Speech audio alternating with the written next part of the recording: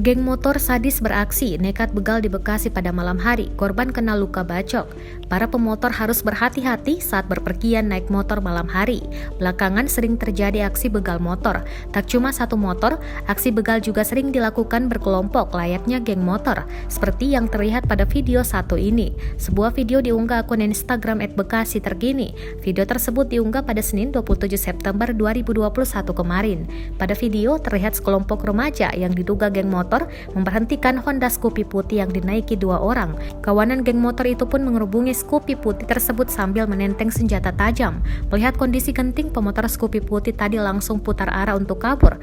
Saat mencoba kabur, salah seorang anggota geng motor berhasil membacok korban. Korban mengalami luka sobek di lengan kanan akibat bacokan senjata tajam. Setelah korban berhasil kabur, para pelaku tidak mengejar korban dan kembali meneruskan perjalanan mereka.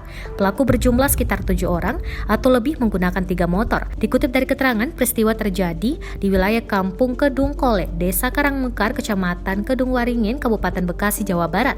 Waktu kejadian pada Senin 27 September 2021 sekitar pukul 00:32 waktu Indonesia Barat. Postingan tersebut langsung diserbu komentar dari netizen.